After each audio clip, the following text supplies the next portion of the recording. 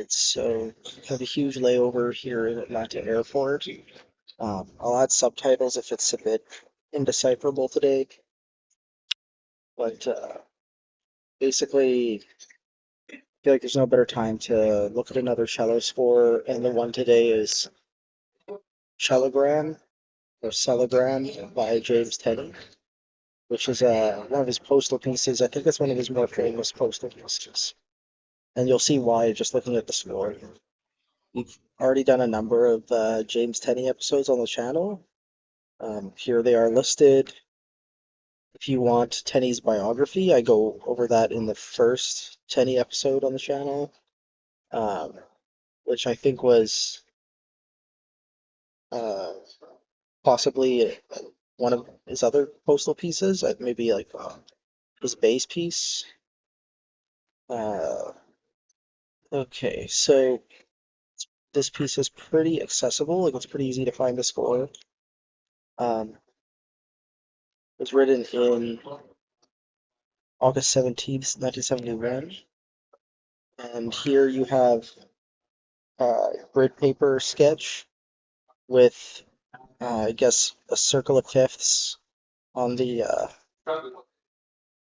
left side here, right? So two boxes is equal to 1/5. First from C to G, the lowest two strings of the cello. So yeah, from C to G, the two lowest strings of the cello. Then from G to D, the two other middle strings, and then D to A and A to E. So the highest note is that E4, I guess it would be. And then you have the actual like music notation at the bottom. That's more of a transcription. So you can see that certain open strings are held open, and then other strings move glissando up and down while the open string is held. Is kind of the idea, and you can see that in the sketch, right? Wherever something splits off, there's like a double stop, right? And then they converge into a unison. You get another double stop, etc. So, yeah, it was written for Joel Krosnick. Let me look up this guy. Joel Krosnick is an American cellist who died in April of last year. He was born in 1941. He was a member of the Juilliard String Quartet from 1974 to 2016 and performed the great string quartet literature. Born in New Haven, Connecticut, to a family of amateur musicians. His mother was a pianist, his father a violinist. It was at Columbia University that he became more involved with contemporary composers and performed works by James Tenney, obviously, but also Roger Sessions, Elliott Carter, Charles Wuorinen, Stefan Rudpe, Milton Babbitt, Morton Subotnick, and other very famous like American composers. He recorded the complete string quartets of Beethoven, Bartok, Schoenberg, Janacek, Hindemith, and Brahms. Yeah, nothing about. Well, I can search if James Tenney is, and no, he is not mentioned in the Wikipedia on this cellist. But clearly, Tenney knew him and wrote for him, because this piece is dedicated to him, and it's for solo cello. Oh, also the time domain of this score is like 10 seconds per square kind of thing. 10 to 30 seconds per, I guess. Maybe it's each stretch of 4 squares. Yeah, that would make more sense. But I guess we're given the time domain for the transcription, the whole note in that, rather than the visual representation.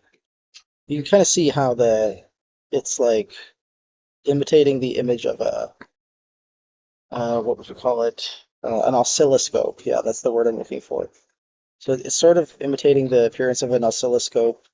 You can see that the wave shapes that are happening are sort of like sine waves. So that's something that you can visualize graphically, but you can't really visualize in music notation, right? These glissandi are not going to be, if you just read the transcription, you would not know that they were supposed to be sort of this rounded sine wave kind of shape. So I do think that the graphic component serves a purpose. Um, and it's pretty remarkable that this thing fits on a little postcard. It's a very elaborate one. It's one of the later ones. So, yeah, I'm excited to listen to it again, and I'll let you know my thoughts. I encourage you to listen to it as well. I don't think it's a terribly long piece. I guess it depends on the performance, but it can be like 5 minutes long, I think, on the lower end. So, okay, nice. So, I think this was a really good listen. I was thinking while listening that it really reminds me of planes flying overhead or taking off. And it's really fitting that I'm listening to this at an airport. Also, the conference I was just at was in Romeoville, Illinois, and there was like a private airstrip like right behind the venue, basically. So there's like this perpetual sound of like, planes flying overhead.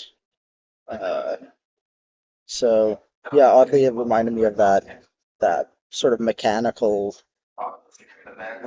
thing, but I do think that it's more like just uh, it's an electronic music essay, but for an acoustic instrument, right? And in that sense, it really works. It's more interesting than his other postal pieces, which are more like text based, because lots of composers did text based scores in the 70s. This is a little bit more unique, and I think uh, one of the better postal pieces. Um, just because it's so obviously about electronic music and this like discrepancy between acoustic playing and like these new emerging technologies. So yeah, it's it's funny, it's witty. I think it's a good introduction to the postal pieces as a whole and James Tenney. And you know, if you've probably already heard it before if you're familiar with contemporary classical music, but hopefully this episode was a good reminder to listen to it again and appreciate Tenney's work.